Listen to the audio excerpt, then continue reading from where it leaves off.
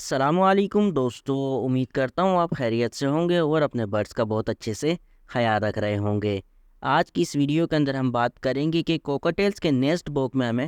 کون سا مٹیریل ڈالنا چاہیے، کیونکہ کوکاٹیلس سے بریڈ لینے کے لیے ہمیں برڈس کو اچھی نیسٹنگ مٹیریل دینا بھی بہت زیادہ ضروری ہے۔ نیسٹنگ مٹیریل دینا اس لیے ضروری ہے کہ کئی پرابلم یہ آ جاتی ہیں کہ جب برڈس کے جو ایگز ہوتے ہیں وہ اگر مٹیریل نہ ڈلا ہوا ہو تو آگے پیچھے ہو جاتے ہیں، جس کی وجہ سے فیمیل صحیح سے ایگ ہیچ نہیں کر پاتی۔ سیکنڈ پرابلم یہ بھی ہوتی ہے کہ جو بچے ہوتے ہیں ان کے پاؤں اسپریڈ ہو جاتے ہیں، ٹانگیں کھل جاتی ہیں، تو یہ بھی ایک پرابلم آ جاتی ہے۔ تو نیسٹنگ مٹیریل ان کو دینا ضروری ہے۔ اگر اچھی بریڈ چاہتے ہیں تو نیسٹنگ مٹیریل انہیں اچھی کوالٹی کا دینا چاہیے۔ اب بات کرتے ہیں کہ نیسٹنگ مٹیریل ہمیں دینا کیا چاہیے۔ تو میں اپنے کچھ باکسز کے اندر نیسٹنگ مٹیریل ڈال رہا تھا تو سوچا آپ کے ساتھ بھی شیئر کرتا چلوں۔ یہ میرے پرانے باکسز ہیں، پچھلے سیزن کے اندر ہی میں ان کو یوز کر چکا ہوں، اس سیزن میں بھی ان کو میں یوز کر رہا ہوں۔ تو کوکٹیل کا نیسٹنگ مٹیریل کوئی اسپیشل نہیں ہوتا ہے، یہ دیکھیں آپ کو ویڈیو میں نظر آ رہا ہوگا، یہ ووڈ شیولز ہیں، جو لکڑی کا برادہ ان کو کہا جاتا ہے۔ سمپل ایزی، آپ کو کسی بھی آپ دکان سے لکڑی والے کے پاس جائے کہیں گے تو وہ آپ کو دے دے گا۔ تو اس کے اندر یہ چیز نوٹ کرنی ہوتی کہ آپ کو بالکل باریک برادہ نہیں چاہیے، آپ نے نرم لکڑی کا برادہ لینا ہے، اور وہ بھی اس کنڈیشن میں لینا ہے کہ بالکل پاؤڈر فارم میں نہ ہو، کیونکہ جو پاؤڈر فارم کے اندر جو برادہ ہوتا ہے اس کا نقصان یہ ہوتا ہے کہ جو ہمارے بچے جب نکل جاتے ہیں انڈوں سے ہیچ ہونے کے بعد تو چکس کی اکثر منہ میں چلے جاتا ہے، سانس کی نالی میں پر ان کو پرابلم ہو جاتی ہے، سانس لینے میں ان کی آنکھوں میں چلے جاتا ہے، جس کی وجہ سے انفیکشن ہوتا ہے۔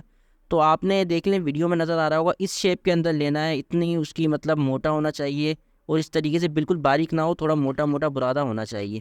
تو یہ نیسٹنگ مٹیریل کے لیے بیسٹ رہتا ہے۔ اور سیکنڈ موسٹ امپورٹنٹ تھنگ کہ اس کو ڈالنا کس طریقے سے چاہیے، تو آپ باکسز کو بھی دیکھ سکتے ہیں، اور نیسٹنگ مٹیریل جو میرا یہ لکڑی کا برادہ اس کو بھی دیکھ سکتے ہیں۔ پہلے میں نے اس کو یوز کرنے سے پہلے، چاہے باکسز آپ کے نئے ہوں یا آپ برادہ اسی وقت دکان سے لے کے آئے ہوں، آپ نے اسے کم سے کم 24 مطلب کہ اچھے طریقے سے دھوپ لگانی ہے۔ آپ نے صبح سے لے کے شام تک کی جو دھوپ ہوتی ہے اس کے اندر آپ نے اس کو رکھ لینا ہے، تاکہ اس کے اندر کسی بھی قسم کی ڈرائینیس ہو، نمی ہو، تو وہ اچھے طریقے سے خشک ہو جائے۔ کیونکہ جب اچھے طریقے سے باکس اور یہ ڈرائی ہو جائے گا تو اس کے اندر فنگس لگنے کے کوئی چانسز نہیں ہوں گے، چھوٹے موٹے جو بیکٹیریاز اور انفیکشن والے کیڑے جو ہوتے ہیں وہ بھی اس کے اندر سے نکل جائیں گے۔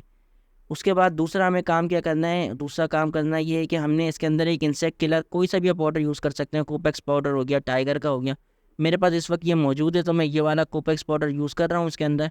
باکسز کے اندر اس کو اچھے طریقے سے آپ نے پھیلا لینا ہے، اس طریقے سے آپ نے ڈالنا ہے کہ پورا نیچے سے کور ہو جائے کوپیکس پاؤڈر، کیونکہ جو بعد میں جو برس ہمارے جو پیرنٹس کوکٹیلس کے ہوتے ہیں جب وہ انڈے دے دیتے ہیں، اس کے بعد جب چکس نکلتے ہیں تو اس میں جب وہ ڈراپنگس کرتے ہیں تو اس کے اندر سے چھوٹے چھوٹے مائٹس بن جاتے ہیں، چھوٹے چھوٹے کیڑے بن جاتے ہیں۔ اس وجہ سے ہم کوپیکس پاؤڈر یوز کرتے ہیں تاکہ وہ کیڑے اس میں نہ بنے اور ہمارے چکس ہیلدی رہ سکیں، انہیں آگے ان فیوچر میں کوئی پرابلم نہ ہو۔ تو آپ اچھے طریقے سے کوپیکس کو اسپریڈ کر لیں۔ اس کے بعد آپ نے کم زیادہ ہی اس کے اندر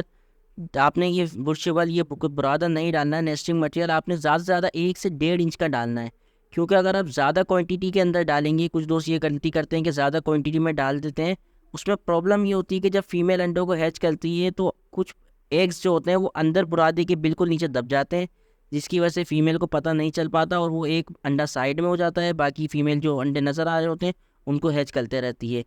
تو اس وجہ سے آپ نے